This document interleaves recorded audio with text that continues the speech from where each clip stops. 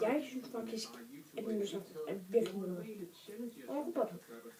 Så ikke virker særlig godt. Jeg vil ikke have prisen. Prinser.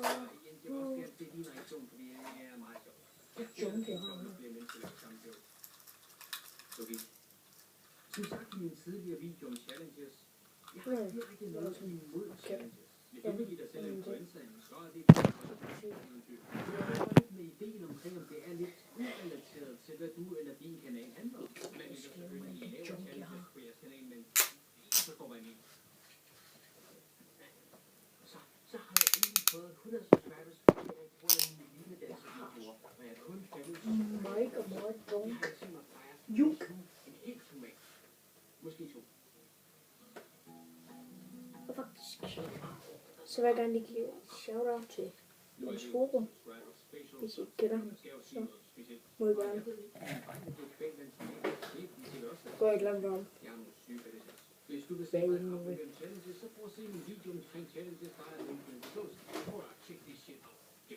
Nå, jeg er selvfølgelig ikke noget imod det, men det er som om, at alting skal fejres nu for tiden. Hver gang der sker et eller andet positivt, så skal vi altid hæve glasset eller bukke eller sådan noget. Hey, jeg har lige vundet et lotto. Nej, hvor fedt, det skal vi fejre. Jeg har lige fået endnu et lærke til spejder. Nej, hvor fedt, det skal vi fejre. Jeg har ikke nogen kæreste, så jeg skaffer mig selv en fuld stofdukke. Du, min venner, elsker dig, så det skal vi sgu da fejre. Man kan godt sige, at det er det samme som fødselsdag. Stofdukke. Det er noget, der automatisk sker. Kan jeg gå ned og redigere på den her video? Det håber jeg sgu da.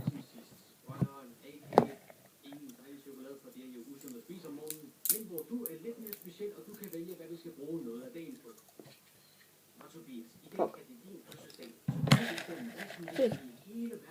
Jeg kommer nok til at lave en gaming video. På et tidspunkt, ikke lige nu, for jeg har min Xbox.